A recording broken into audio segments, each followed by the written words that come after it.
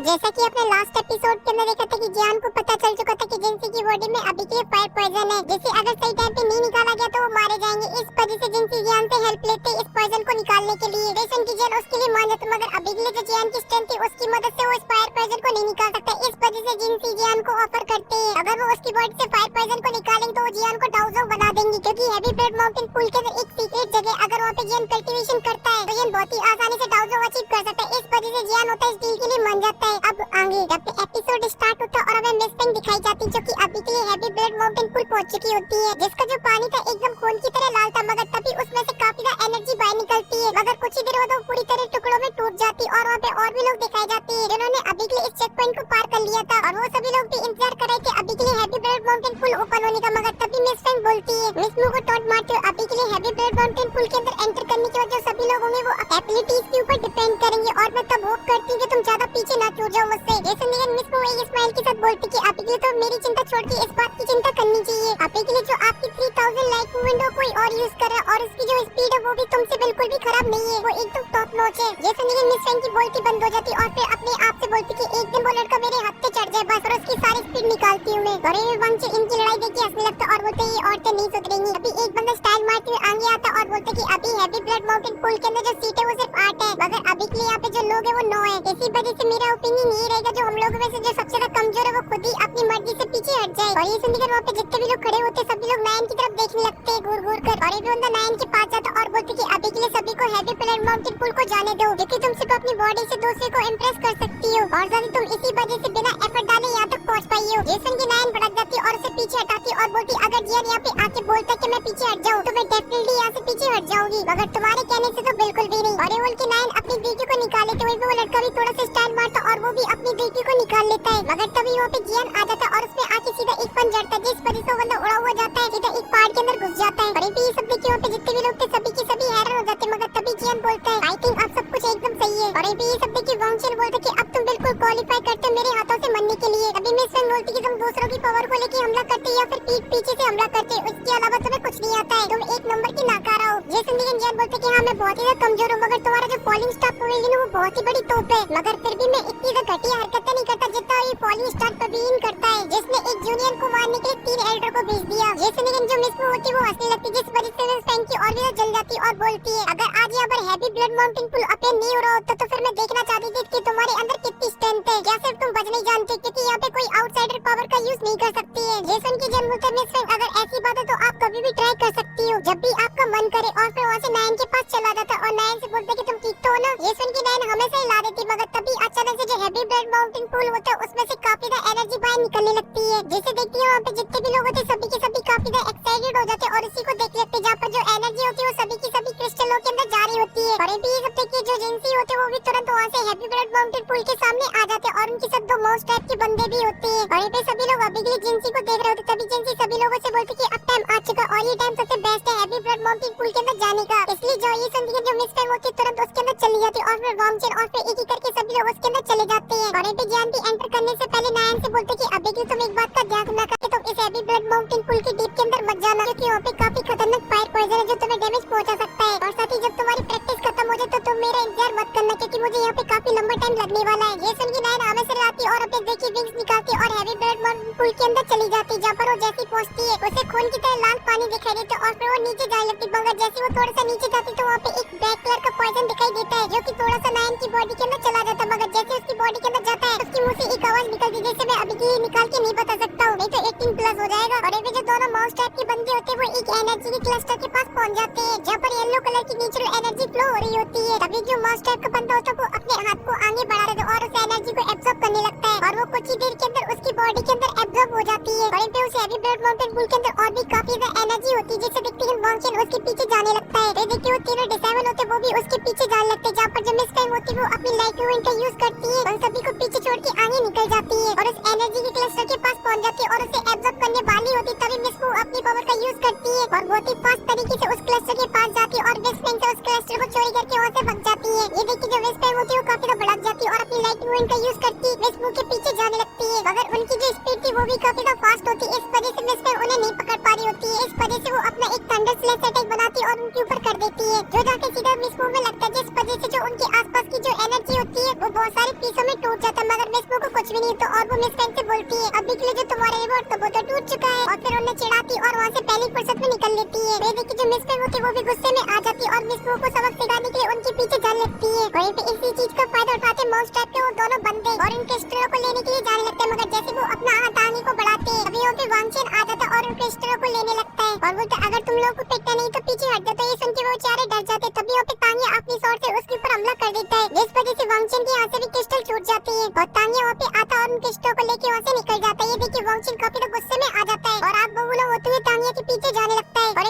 Miss मू और miss Frank की फाइट चल रही होती है, जहाँ पे मिस मू बोल रही होती है अभी के लिए जो तुम्हारी 3000 लाइट मूवमेंट वो इतनी ज्यादा फास्ट भी नहीं है कि वो अभी के लिए मुझे पकड़ पाए। और पे उन लोगों की फाइट के बीच बेचारे दोनों मॉन्स्टर टाइप के बंदे पिट रहे होते हैं और जो नैन थी अभी के लिए उन लोगों की फाइट को देख रही होती है, मगर वो नीचे नहीं जाती क्योंकि जियान ने उसे मना किया था। और फिर सीन कटो के जियान के ऊपर आ जाता जो कि अभी के लिए उन लोगों से काफी देर नीचे निकल आया था, जहाँ पर वो एक जगह पे खड़े होकर उन लोगों की फाइट को नीचे से देखता जो कि एक दूसरे में लगे तेरी बजा रहे होती है। और विजयन फिर से नीचे जाने लगते और जैसे जब नीचे जा रहा होता है जो आसपास के जो रेडनेस होती है और ज्यादा बढ़ जाती है क्योंकि वहाँ पे जो फायर पॉइजन था वो काफी ज्यादा था, मगर ये नहीं रुकता और नीचे जाता रहता है। तभी जियान को एक जगह दिखाई देती है जहाँ से काफी देर लाइट चमक रही होती है, तो जियान झट से उसके पास पहुंच जाता है जहाँ पर एक सीढ़ी बनी हुई होती है। तो जियान उसे टच करता और बोलता ये तो स्पेस लॉक है। तभी जियान उस गोल्डन स्केलेटन को बाहर निकालता है और उस शील्ड के ऊपर रख देता है, जिस वजह से वो अंदर चला जाता है और फिर उस शील्ड में से काफी देर एनर्जी बाहर निकलने लगती है। मगर तभी शील्ड हट जाती है, मगर जैसे शील्ड हटती तो उसके नीचे से काफी देर फायर पॉइजन बाहर निकलता है जो कि सीधा जियान के ऊपर हमला कर देता है। तो जियान भी उस फायर पॉइजन की वजह से पीछे किसको वो चला जाता है, मगर वो अपने आप को संभालता और बोलता है इस फायर पॉइजन को तो एक दाउजम भी नहीं रोक सकता है क्योंकि ये बहुत ही खतरनाक है, मगर अभी के लिए मैं इसे रोक सकता हूँ। और वो जियान अपनी ग्लेस फ्लेम को बाहर निकाल लेता है और उसका एक लोटस को बनाकर उसके अंदर बैठ जाता है और बोलता है कि अच्छी बात है कि अभी के लिए मेरे पास हेवनली फ्लेम है, वरना मैं यहाँ पे आने की कभी भी हिम्मत नहीं करता, चाहे फिर कितना बड़ा भी ट्रेजर क्यों ना बना रहे। और कुछ ही देर बाद जो पर्सन होता है वहाँ से चला जाता है और फिर जियान की नजर नीचे पड़ती जहाँ पे काफी ज्यादा मात्रा में एनर्जी होती है। तो जियान भी एक पल की देरी नहीं करता और उस एनर्जी के सेंटर के अंदर चला जाता है। अब उसके चारों तरफ एनर्जी होती तभी जियान अपनी लाइट मूवमेंट का यूज करता और उस एनर्जी के चारों तरफ घूमने लगता है, जिस वजह से उसकी जो एनर्जी होती है उसके पीछे पीछे आने लगती है। और फिर जियान एक जगह जाके क्रॉस लेग करके बैठ जाता है और कुछ एंकर बनाने लगता है, जिस वजह से जो आसपास की एनर्जी होती है वो रिफाइन होकर जियान की बॉडी के अंदर जाने लगती है और जियान बहुत ही मस्त तरीके से कल्टीवेशन करने लगता है। मगर कुछ ही देर बाद जो एनर्जी होती है वो खत्म हो जाती है। देख के जियान बेचारा परेशान क्योंकि वो ऐसे टुकड़ों में एनर्जी को कलेक्ट करेगा और रिफाइन करेगा तो उसको कई साल लग जाएंगे। और साथ ही जब जियान ने इस एनर्जी को एब्जॉर्ब किया तो जो उसकी सोल पावर थी वो भी इंक्रीज हुई और इस एनर्जी का इस तरीके से इफेक्ट देख के जियान काफी एक्साइटेड हो जाता है क्योंकि अब वो एक तीर से दो शिकार कर सकता था, वो खुद तो कल्टीवेशन कर ही सकता था ताकि वो अपनी इल्यूजन बॉडी को भी कल्टीवेशन करा सकता था। इस वजह से वो कुछ एंटन को बनाता है और बोलता 3000 इल्यूजन बॉडी, ये बोलती है उसकी बॉडी में से उसकी इल्यूजन बॉडी बाहर निकल आती है जो कि आते जियान को देखती और कुछ हाथ से लाती और अपनी लाइट मूवमेंट का यूज करते हुए उस गोल्डन एनर्जी के क्लस्टर के अंदर आता था। तो जियान भी अपनी लाइट मूवमेंट को एक्टिवेट करता है और वो भी उन क्रिस्टलों के अंदर आ जाता है और दोनों मिलकर लाइट मूवमेंट का यूज करके गोल गोल रानी कितना पानी करने लगते हैं, जिस वजह से जो क्रिस्टल होते वो भी बहुत ही तेजी से घूमने लगते और टूट जाते और एनर्जी के अंदर कन्वर्ट होने लगते। और देखते हैं जो अभी के लिए एनर्जी का क्लस्टर होता है वो देखते देखते एक वंडर का रूप ले लेता और जो आसपास की एनर्जी होती है यहाँ तक कि जो बाहर के लोग भी अभी के लिए एनर्जी कंज्यूम कर रहे होते वो भी उसके अंदर जाने लगती है। ये देखिए तांगे बहुत ही हैरानी के साथ बोलता है आखिर ये क्या हो रहा है। तभी मिस वो बोलती कि अभी के लिए इतना बड़ा मूव लेने की किसकी हिम्मत हुई,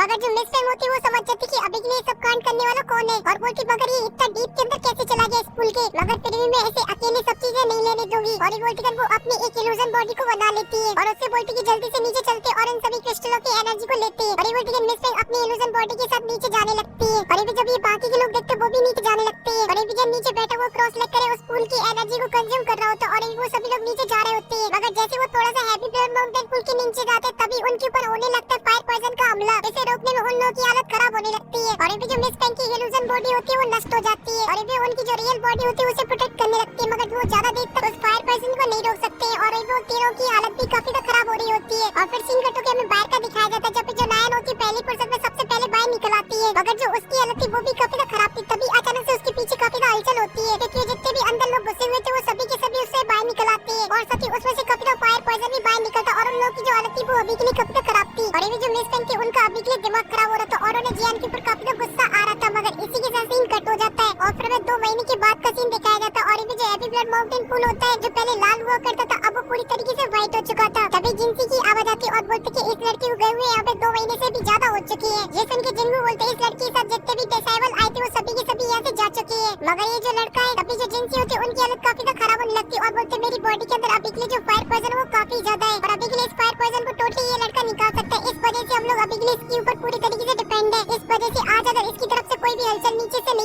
तो फिर कल मैं खुद जाकर इसे चेक करूंगा, कहीं से कुछ हो तो नहीं गया। और ये बोलती है वो दोनों ही हैप्पी ब्लड माउंटेन पुल के नीचे देख लगते, तभी अचानक से वहाँ पे काफी ज्यादा हलचल होने लगती है और जो पहाड़ होता है पूरी तरीके से हिलने लगता है। ये सब देखिए जिनको काफी टेंशन में आ जाते हैं और बोलते आखिर ये क्या हो रहा है। तभी अचानक से जो एटमॉस्फेयर होता है वो भी चेंज होने लगता है और अभी जो बाकी के माउस टाइप के लोग होते हैं वो भी हैप्पी ब्लड माउंटेन पुल की तरफ देखने लगते हैं, जहाँ पे अभी के लिए चारों तरफ से नेचुरल एनर्जी उसके अंदर जा रही होती है। मगर तभी अचानक से उसके अंदर से एक बहुत ही बड़ा देगी का प्लेन निकलता है जो कि सीधा जाके आसमान से टकराता है और अभी जिनसे भी ये देगी प्लेयर को देख के काफी ज्यादा हैरान हो जाते हैं और बोलते कि जैसा कि इस लड़के ने बोला था ये डाउजोन के अंदर ब्रेक थ्रू कर लेगा, तो इसने सच में डाउजोन के अंदर ब्रेक थ्रू कर लिया। और अभी जिनको भी उस देगी प्लेयर को देखकर बोलती है फाइनली हमारे इस हैप्पी ब्लड माउंटेन पुल के अंदर पहला पर्सन बनता है जिसने डाउजोन के अंदर ब्रेक थ्रू किया हो इसके अंदर। और ये बोलती है उस हैप्पी ब्लड माउंटेन पुल के अंदर एक बहुत ही बड़ा ब्लास्ट होता है और उसमें से काफी ज्यादा पानी बाहर निकलता है और जो पिलर होता है वो वहाँ से गायब हो जाता है। और अभी जो पानी उछला था अब वो धीरे धीरे नीचे गिर रहा होता है और फिर हमें दिखाया जाता है आसमान में खड़ा हुआ बिना विंग के घर की डाउजोन जियान, जिसने अभी की अपनी आंखों को बंद कर रखा होता है। तभी जियान अपने मन में बोलता है कि अभी के लिए जो मास्टर की स्पिरिचुअल मार्क है वो काफी ज्यादा ग्लो कर रहा है और ये बोलती है जो जियान की सोल होती है वो अचानक से गोल ऑफ सोल के एक होल के अंदर आ जाती है और फिर जियान उस जगह को ध्यान से देखने लगता है। मगर तभी जियान की नजर जाती है सेंटर में जहाँ पर अभी के लिए मास्टर योनो को कैद कर रखा था चैनों से, जिन्हें देखते जियान एकदम से शॉक हो जाता है और तुरंत उनके पास पहुंच जाता है। मगर जब वो अपने मास्टर की इस तरीके की हालत को देखता है तो उसकी हालत भी काफी ज्यादा खराब हो जाती है और वो बेचारा दुखी होकर रोने लगता है और इनपे मास्टर की तरफ से अभी के लिए कोई भी रिएक्शन नहीं आता। तभी जियान टूट जाता है पूरी तरीके से और अपने घुटनों के बल बैठ के रोने लगता है और मास्टर को बुला रहा होता है और उनकी इस हालत के लिए वो अभी के लिए खुद को दोषी मान रहा होता है और बोलता है कि मैं एक नाकारा स्टूडेंट हूँ, मैं अपने टीचर की रक्षा भी नहीं कर सकता। तभी जो मास्टर होते हैं वो उस पे आ जाते हैं और बोलते कि तुम बहुत ही अच्छा कर रहे हो क्योंकि अभी के लिए तुम काफी छोटे फिर भी तुम इतनी पावरफुल सेक्शनों से पंगा लेते हो और इसी रीजन की वजह से मुझे तुम्हारा टीचर कहलाने में काफी प्राउड फील होता है। मगर अभी के लिए तुम्हें होल ऑफ सोल को हराना है, उसके लिए तुम्हें और भी पावरफुल बनना होगा, तभी तुम अपने टीचर को बचा सकते हो और तब तक के लिए तुम्हें बिल्कुल भी मेरी टेंशन लेने की जरूरत नहीं है मेरे छोटे से।